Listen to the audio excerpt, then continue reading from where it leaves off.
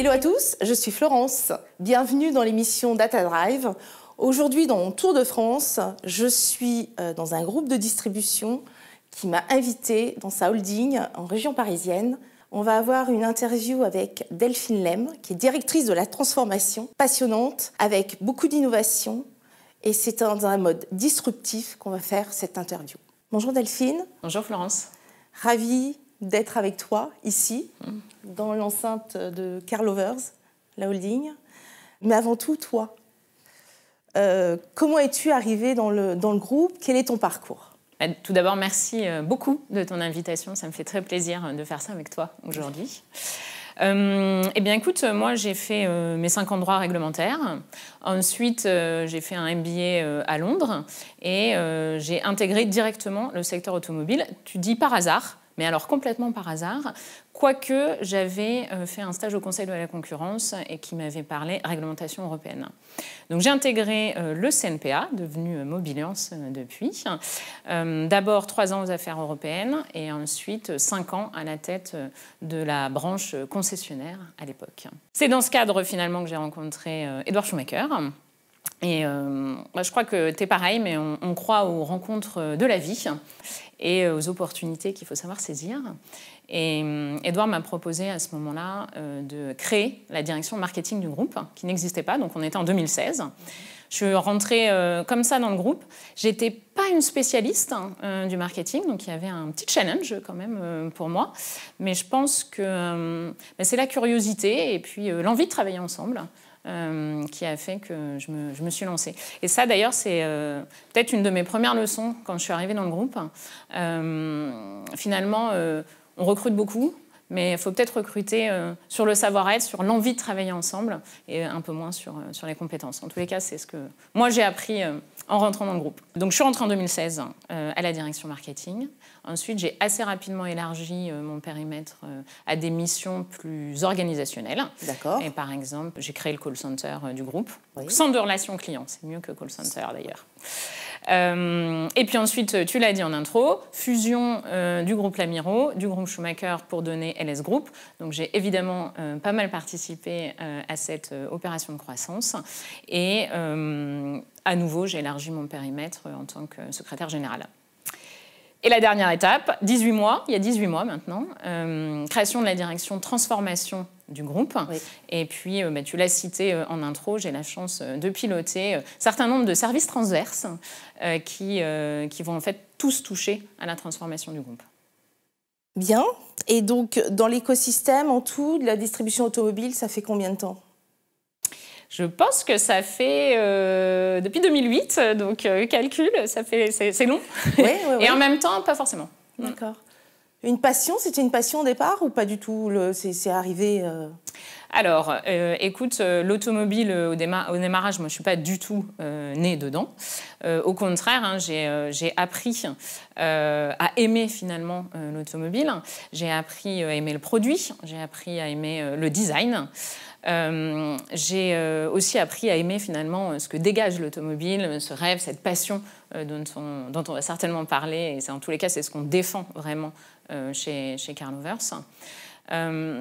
Et puis, tu le sais, j'ai repris mes études à Polytechnique. Et il y a une chose que je peux te dire, c'est que depuis 4 mois, à chaque module, on parle de l'automobile comme un secteur innovant. Premier module, c'était sur l'énergie, donc forcément, pas besoin de détailler. Deuxième module, c'était sur l'IA, la data, le machine learning. Donc là, tu parles véhicule intelligent, véhicule autonome, système embarqué. Troisième module, sciences des matériaux. Impression 3D. Donc là, tu sais que tous les constructeurs sont aussi sur ces sujets-là. Quatrième module, industrie 4.0. On était à Munich la semaine dernière. Robotics, évidemment, tous les constructeurs sont sur le sujet, y compris des usines virtuelles. Donc tu vois, ce que je voulais te dire, c'était que le secteur automobile n'est pas du tout has-been, bien au contraire. Je pense qu'il a vraiment ancré dans son ADN l'innovation et que finalement, c'est un secteur en mobilité permanente. Depuis toujours, de toute manière, que l'automobile existe. Donc, femme de challenge, tu as repris donc les cours à Polytechnique. Donc, comment ça s'organise pour toi dans ta vie professionnelle et ta vie d'étudiante maintenant? C'est vrai. C'est vrai, je suis devenue étudiante. Donc effectivement, moi j'aime les défis. Du coup, quand j'ai dit à Édouard que je souhaitais reprendre mes études, il m'a dit « Ok, vas-y, fonce, mais par contre, tu fais la meilleure ». Bon, j'ai donc uniquement postulé à Polytechnique, sans le dire à personne, hein. Forcément, surtout pas. Je l'ai annoncé uniquement quand j'ai su que j'allais intégrer donc l'executive master de l'école Polytechnique, qui est dédiée en fait nouvelles technologies, et c'est parti pour une aventure folle sur 14 mois. En fait, ce que j'aspirais, c'était vraiment à connaître mieux l'environnement global de l'innovation, parce que je pense vraiment que nous, notre métier, ça va être de plus en plus d'être au cœur de l'innovation, au cœur, et d'être à la pointe finalement de la technologie. Dans nos métiers aujourd'hui, on utilise déjà l'IA. Dans le groupe, en tous les cas. En marketing, on fait du prédictif, on peut faire évidemment de la gestion de données. Mais ce qu'on te dit, c'est l'IA va disrupter ton métier. En fait, c'est comment tu vas utiliser l'IA qui va vraiment changer les choses. Et donc, je pense que c'est important pour nous d'apprendre à le faire. Et ça me remet en lumière le lien science, innovation et business. Et puis, bon, je voulais aussi rencontrer... benchmarker d'autres secteurs, évidemment, rencontrer d'autres dirigeants avec d'autres visions, confronter ma pratique managériale, professionnelle. Je fais un team project, là, je te disais, dans le new space, donc rien à voir, un peu les transports, mais complètement différent. Et puis, la dernière chose, c'est que j'avais appris depuis 18 mois que finalement, il faut apprendre à danser avec le chaos. C'est vraiment dans la transformation la phrase que j'adore. Et je pense vraiment que pour transformer une entreprise, il faut commencer par se transformer soi-même. Très bien. Et alors, comment je m'organise? Oui, Bonne question. Comment tu t'organises? Comment je m'organise? Écoute, je pense que déjà, il faut avoir tous les jours une journée différente. Moi, tous les jours, aujourd'hui, ma journée... J'ai pas de journée type, quoi, tu vois. J'ai... dans mon job, beaucoup d'aléas, d'imprévus, évidemment. Et tout l'enjeu pour moi aujourd'hui, c'est d'arriver à faire, dans un temps imparti, de garder finalement ma clairvoyance, de garder un esprit clair, un esprit analytique, pour pouvoir, au bon moment, prendre les décisions rapides et efficaces. Et ça, je pense que c'est vraiment notre enjeu à nous, notre rôle, notre responsabilité de dirigeant. Et pour pouvoir faire ça, le meilleur moyen, c'est d'avoir une équipe de confiance. J'ai la chance d'être extrêmement bien entourée par une équipe toujours positive, solide, solidaire, avec qui, je pense, je partage des valeurs humaines. Et puis, c'est peut-être une équipe tout-terrain aussi, ça c'est important. Donc, les défis auxquels les femmes sont confrontées, beaucoup de défis traditionnellement masculins. Toi, quel est ton plus bel accomplissement dans le groupe? Mon plus bel accomplissement dans le groupe. Un ou des. Hein. Ouais, un ou des. Écoute, tu l'as dit, moi j'aime les challenges. J'aime les défis et ce qui me plaît le plus, finalement, c'est apprendre toujours et explorer encore. En fait, on est tout le temps dans ce mouvement permanent, cette transformation, tu l'as dit. Et je pense que c'est ce qu'on partage avec les équipes. C'est quand on grandit ensemble, c'est quand on fait grandir un projet, quand un projet nous fait grandir et que finalement, on va toujours repousser les limites. On délivre.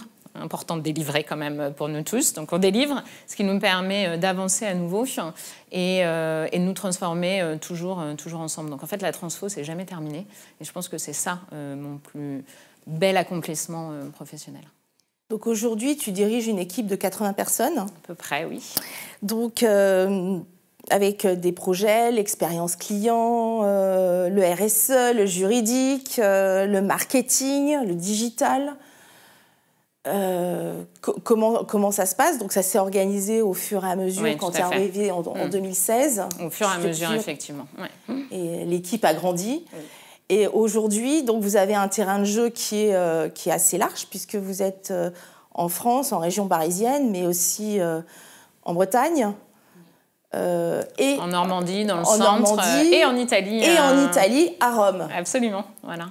Donc là, le groupe a effectivement beaucoup évolué en fait, au fur et à mesure des années. Quand je suis rentrée en 2016, on était 650 collaborateurs, on avait 25 concessions et aujourd'hui, effectivement, on a plus que doublé le chiffre d'affaires. On est 1800.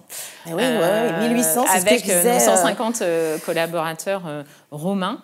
Et donc, je pense que cette transformation vient s'inclure, évidemment, et accompagne toutes les croissances internes ou externes qu'on a pu faire. J'ai la chance de piloter effectivement un certain nombre d'équipes, mais qui finalement se retrouvent et ont tous trait à la transformation. Je pense que je peux le faire aussi parce que y a une expression qui parle des racines et des ailes. Oui. Alors moi, je suis un peu les racines parce que ça fait quand même 8 ans que je suis dans le groupe et j'aime bien me souvenir ou rappeler d'où on vient. Avec le plus d'humilité possible, bien sûr. Et puis les ailes, parce que les ailes, en dehors du jeu de mots avec E, 2 LES, aujourd'hui, je fais plutôt tout ce qui va avoir trait à la conduite du changement, les projets innovants, en lien effectivement avec Edouard Schumacher, qui, comme tu le sais, tous les jours a une nouvelle idée. Donc il faut évidemment se challenger et assurer face à son cerveau tentaculaire, comme ça. il va me dire, oh là là, t'as pas dit ça. Mais bon. Et voilà. Et donc du coup, effectivement, le groupe a quand même beaucoup évolué. Et ce qui était important pour nous quand on a ouvert la direction Transfo il y a 18 mois, c'est de se dire, en fait, aujourd'hui, un collaborateur choisit autant son entreprise que l'entreprise choisit son collaborateur. Donc c'est quoi finalement être un Carlovers ?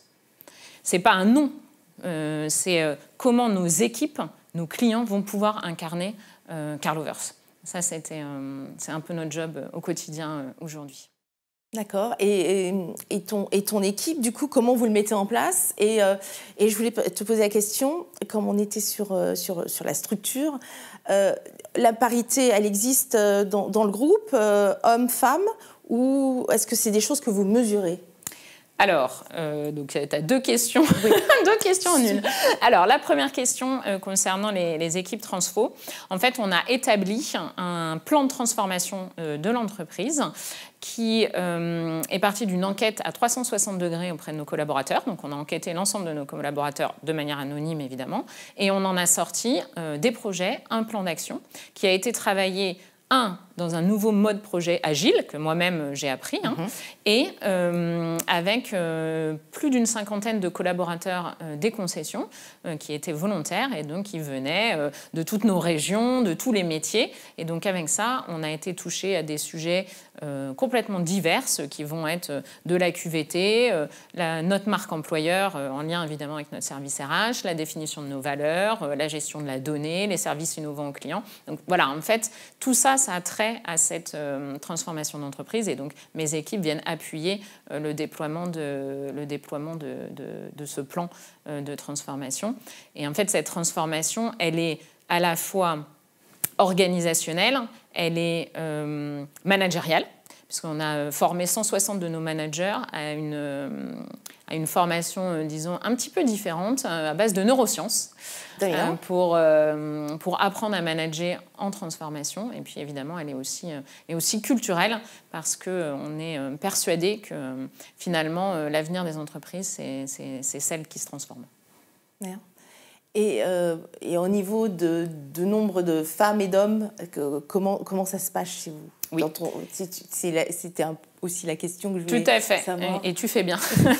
Parce que je pense que parmi les défis qui se posent à nous, je pense que c'est à nous, dirigeants et dirigeantes, d'appuyer sur ce sujet-là. Donc nous, on a une nouvelle direction RH qui nous a rejoints, pour qui c'est aussi un sujet. Les groupes et les différentes concessions étaient déjà sur le sujet de la mixité. La mixité fait partie de notre stratégie RSE. On a une stratégie RSE forte et au niveau de la direction, vraiment, du groupe. Et donc la mixité en fait partie. On n'est pas encore à la parité, Florence. J'aurais tellement aimé te le dire, mais on n'y est pas encore. Ok.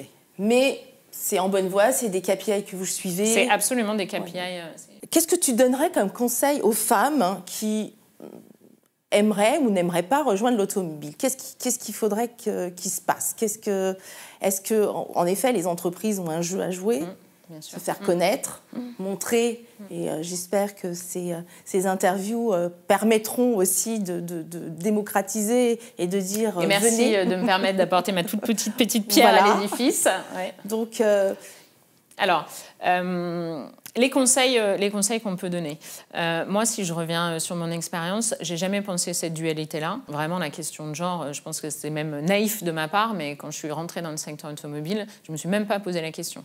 Et finalement, c'est plutôt peut-être ma jeunesse, peut-être une vision parfois un peu old school de mon métier dans le marketing ou dans de nouvelles fonctions que j'ai pu prendre, auxquelles je me suis heurtée. Pas forcément la question du genre. Par contre, je pense qu'on a un vrai sujet sur nos métiers techniques, mécaniques, et là encore, je pense que l'innovation va nous aider. Et puis, je suis complètement d'accord avec toi, il faut communiquer, il faut dire oser, il faut dire go, go, go, parce que le secteur automobile est un secteur innovant, c'est un secteur créatif. Il y a des places à prendre dans le secteur automobile, il y a des start-up à monter, et d'ailleurs, les femmes, mais aussi les jeunes, donc rejoignez-nous. Ça me plaît. Je te remercie. Alors, donc on parle d'ouverture aussi, de la vision du groupe. Oui. Donc vous avez donc la mobilité, donc les marques automobiles généralistes. Vous êtes dans des marques prestigieuses, de luxe qu'on voit ici. Alors nous on dit de sport. De sport. Ouais. Bugatti, Alpine, McLaren qui nous entoure, Porsche avec 2 écuries. Ça a été une transformation. Tout à fait. C'est vraiment le bon mot que tu utilises. Mais Karl Over, c'est un groupe de distribution. Ça reste un groupe de distribution, mais je pense qu'on a effectivement quelques singularités qui en font un groupe pas comme les autres. Et parmi cette singularité, c'est effectivement nos marques de passion. Tu les as citées, nos écuries de course qui sont venues compléter ce dispositif. Mais l'idée, c'est aussi de se dire que c'est vraiment une stratégie du groupe. Ce n'est pas des danseuses, ces marques ou ces écuries. C'est une stratégie à la fois business et à la fois de communication. C'est aujourd'hui un peu la vitrine du groupe. Ça rejaillit en fait sur l'ensemble de nos marques. Pourquoi ? Parce que en fait, quand tu aimes la voiture, tu aimes toutes les voitures. Bien sûr. Tu aimes de la gamme entry jusqu'aux marques les plus prestigieuses. Et vraiment, nous, c'est ce message qu'on a à cœur de défendre. Et elles font rêver. Et elles font rêver, évidemment. Et ça fait quand même 8% du chiffre d'affaires du groupe. C'était la question que je voulais te poser. Oui, alors il y a un vrai axe business. Il y a un vrai axe business. Là-dessus qui vient se coupler, bien sûr, avec une stratégie de communication. Je pense que c'est notre deuxième singularité. Ouais. Oui, donc c'est conséquent, parce que le groupe fait 1,7 milliard. Exactement, cette année, on va certainement clôturer ainsi. D'accord. Ouais. Donc, en effet, c'est un beau... C'est un bel investissement. Un bel investissement. Et en termes d'écurie, c'est pareil, ça fonctionne bien. Oui, on a eu plusieurs victoires l'année dernière. On a 15 voitures qui roulent, donc en Alpine, en Lamborghini et en Porsche. Ouais. Et on a 25 pilotes qui nous accompagnent sur nos courses. Voilà. Donc oui, la Schumacher Racing Teams, parce qu'on en a plusieurs aujourd'hui, est un vrai axe de développement du groupe. Très bien, merci pour ce point. Alors, on continue dans la transformation parce que la team de sport a donné une nouveauté qui est récente, qui a été présentée au Mondial de l'automobile. Oui. Et qui est alors comment ça s'appelle? Alors c'est eMotion. Et c'est du sim racing. Et c'est voilà. Alors je t'explique. Oui, je veux bien parce que là voilà, on a eu pas mal de questions. Alors, l'idée d'eMotion, avant ça, je reviens juste un peu en arrière. Pourquoi on en est arrivé à eMotion? C'est parce que la stratégie aujourd'hui du groupe est de créer Carlovers. Carlovers, ce n'est pas un nom anodin qu'on a sorti comme ça, bon, parfois un peu, mais là, non. C'est un logo en couleur aussi, parce que nous, on va aller chercher des clients, des passionnés, au-delà finalement des marchés traditionnels. Donc on veut créer cette communauté de Carlovers. C'est nos collaborateurs en premier, évidemment les Carlovers, c'est nos clients, mais c'est aussi tous ceux qui sont passionnés d'automobile. Et c'est pour ça qu'on crée l'écosystème dont on parlait tout à l'heure, c'est-à-dire à la fois, bien sûr, nos marques sportives, nos écuries, mais aussi nos sneakers, de la musique.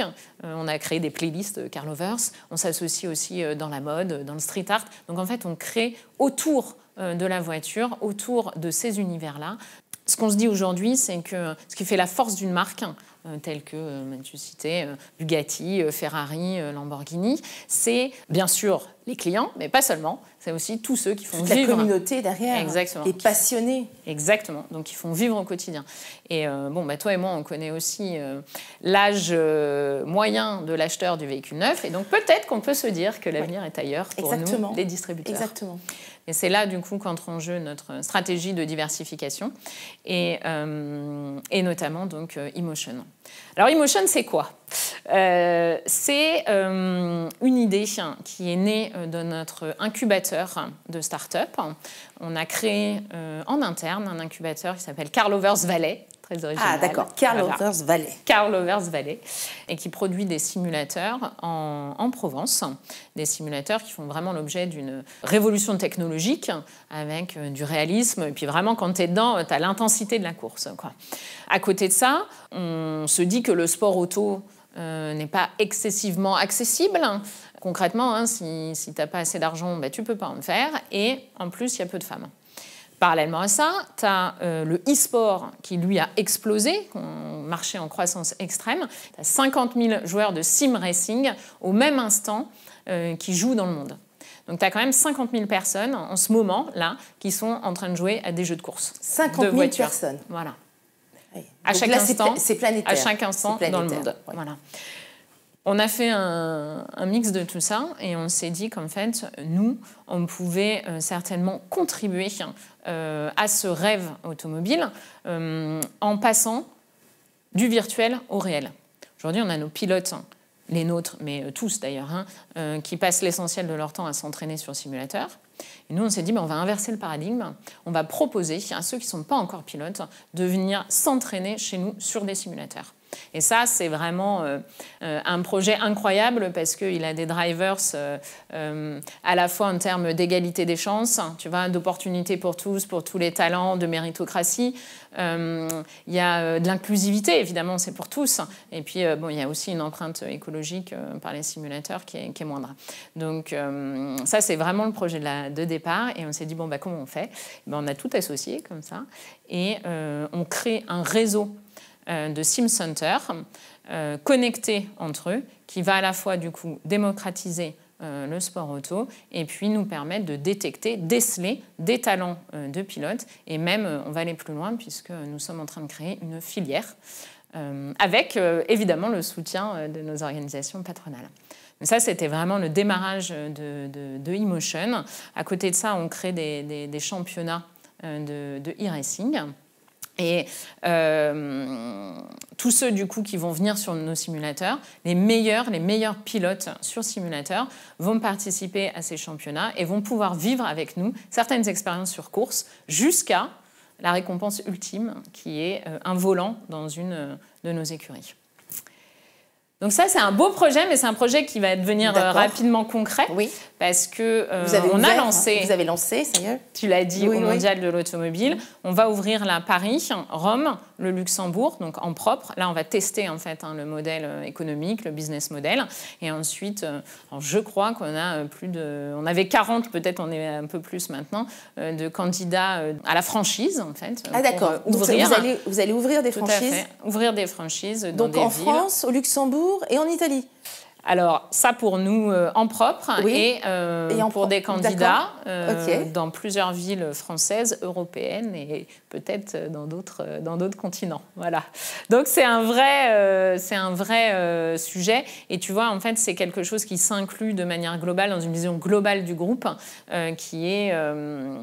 des marques sportives, des écuries, Emotion, notre incubateur, le divertissement, les baskets. Donc, tu vois, en fait, tout ça, c'est un tout qui vient former la communauté des Car Lovers. Alors là, tu nous as fait rêver. Voilà, tu nous as fait rêver et c'est transformation. J'ai la chance de rêver tous les jours, tu vois, dans mon job. C'est vrai que c'est incroyable.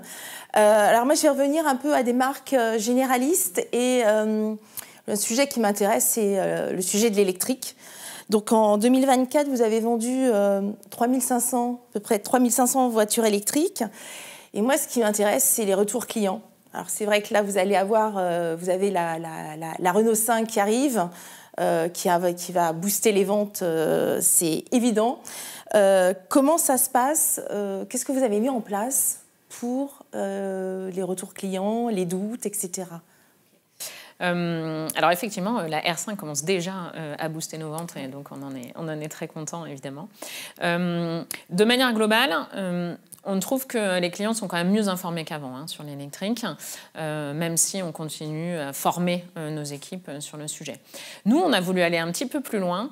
On a un collaborateur qui est venu postuler dans le cadre de Car Lovers Valley, dont on me parlait, notre incubateur, et qui est arrivé avec une idée. On a co-créé avec un de nos collaborateurs une entreprise qui s'appelle EMS pour Electromobility Solutions.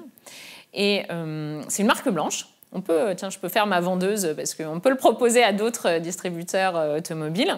Ça permet en fait de proposer aux clients une solution clé en main avec ta carte de recharge, l'installation de ta borne et ta borne électrique, le tout en toute transparence. Donc en fait, ça permet quand même pour nous de lever les derniers freins à l'achat. Super. Bon. Alors là, j'ai quelque chose qui est sur la table que je vais présenter à la... J'aimerais aussi que tu nous parles un petit peu de ces sneakers et ce que vous avez mis en place, parce que c'est vrai qu'il y a tellement de choses très drôles et qui sortent un peu aussi de l'univers de l'automobile, mais pas vraiment en réalité. Exactement. Pas vraiment. Donc cette basket... Donc ça, c'est notre basket Car Lovers. Donc vous faites en fonction des véhicules, c'est ça? Vous pouvez créer à la marque... Exactement, écoute, tu as tout compris.